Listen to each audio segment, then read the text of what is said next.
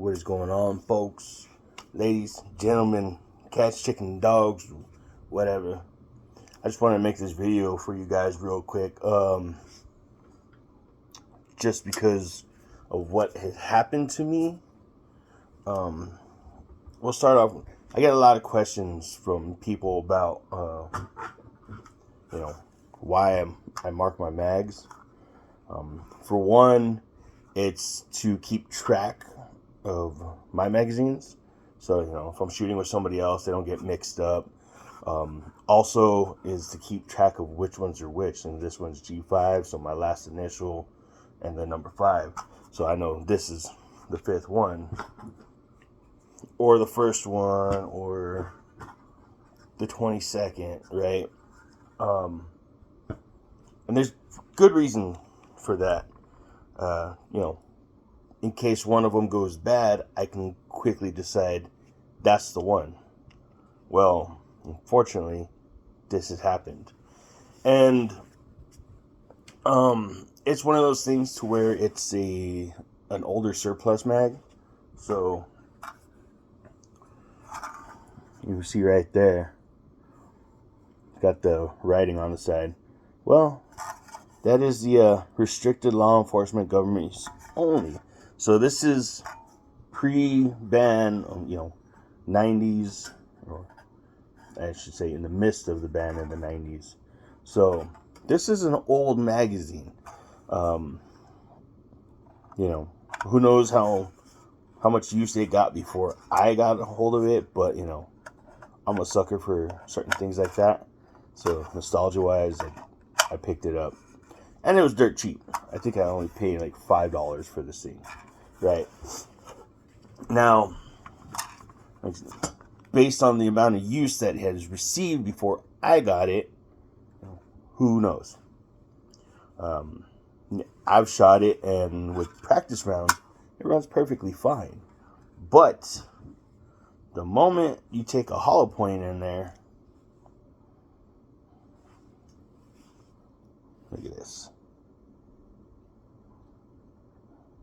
Oh, come on, focus. Anyways, you have the gist of it, right? Yeah, that's not supposed to happen. It should look more like one of these. And yes, that is a hollow point. Okay. Now, I have since replaced all those rounds and put them in a Magpul mag, because I know for a fact this mag is brand new. So, well, newish. I know I won't have any issues out of one of these. The thing is that there was some gunshots outside of my house a few weeks back. And, around here, it's real quiet. So, I'm always looking out for my neighbors, and my neighbors looking out for me. So gunshots that close, it sounds like they're just outside of my house. There's something going on. And, people say what you want to say, but in my family, we're the ones that run towards the gunfire. We don't ever shy around stuff like that. We got to get in a gunfight to help save people. It is what it is. Don't get me wrong. When we go shoot, this is what we train for scenarios like this. And, in the moment, most people think, oh my God, there's gunshots, get down. My thought was, where's my nearest gun? And it just so happened to be my 12.5 pistol built. Yes, it is unloaded. This is basically my house gun, my close quarters gun. I train a lot with this thing, and this thing is finely tuned just the way that I built it. It runs perfect. So in doing so, I had this old mag with hollow points in there, just because I'm closer to people. So I wanted to make sure that, if something ever happens to where I do have to engage a target, that my shots are accounted for and I don't have to worry about over penetration. Because if it was, if my next neighbor lived, mile or so down the road, I wouldn't care. You get full metal jackets through your car or whatever else. But since I'm so close and some of these people have children, hollow point, it's the easy option, right? Because upon expansion, it's going to help slow it down a little bit more. So the accountability will be there.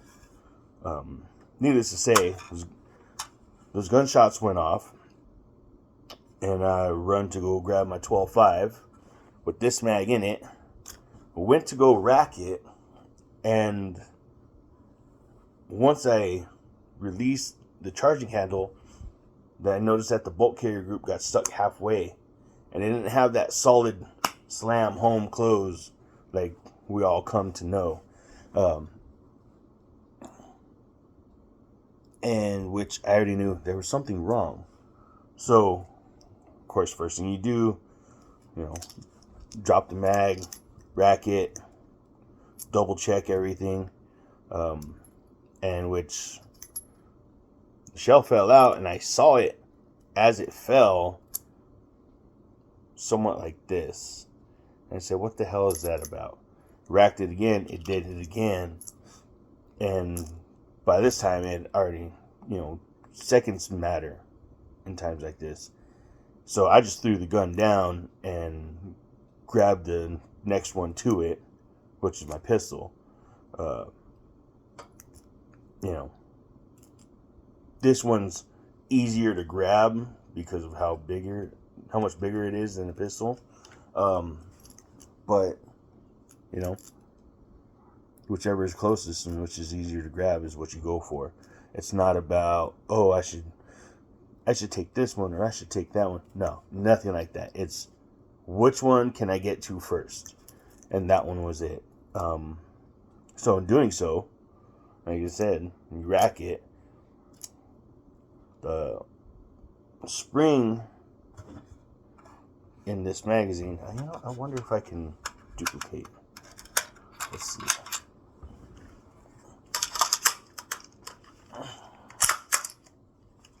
So there you go.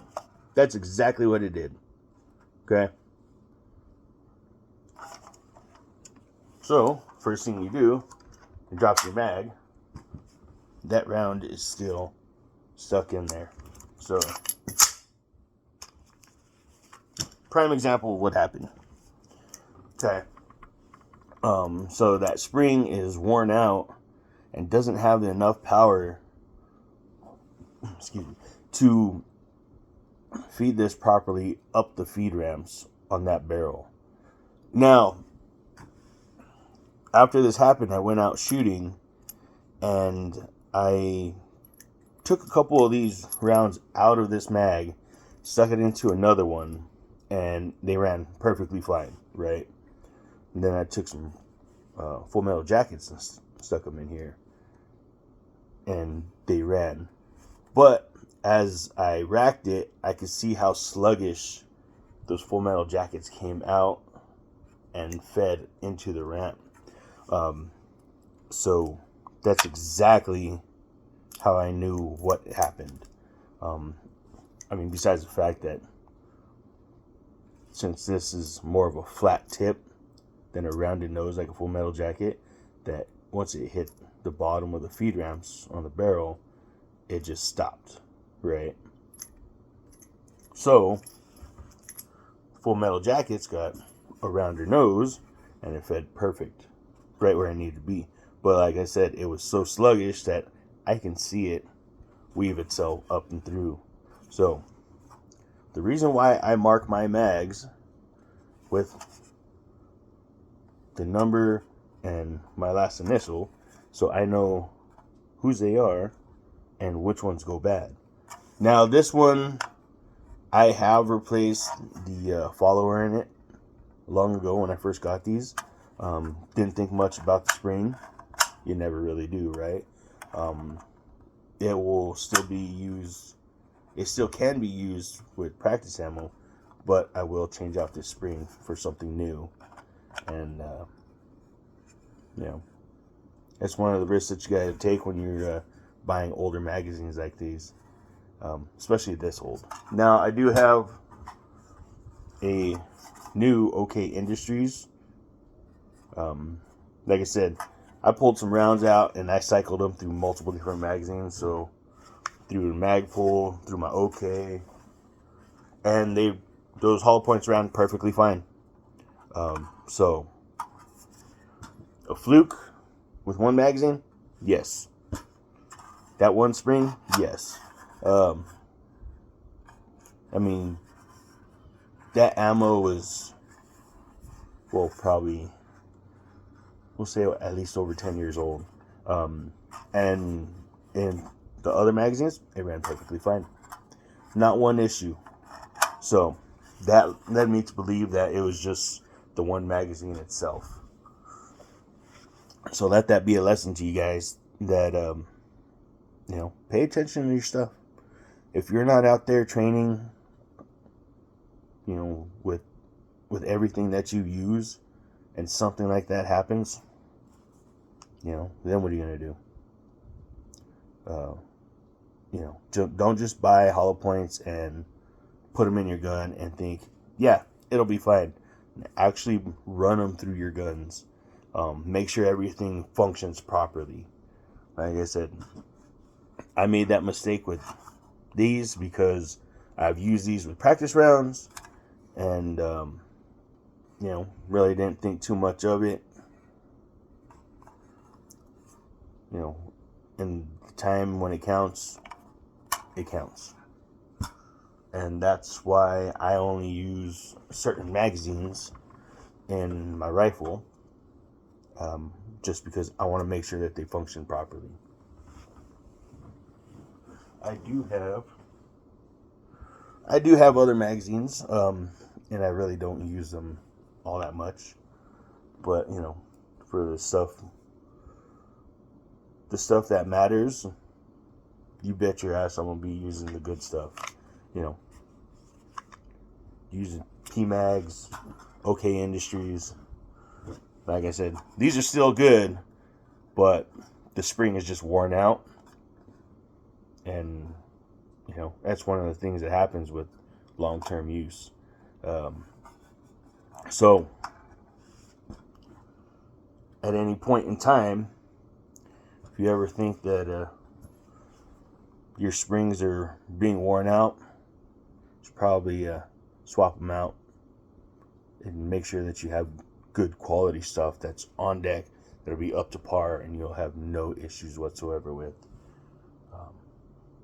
So with that, I'm done with my rant. Y'all be safe. Take care of each other.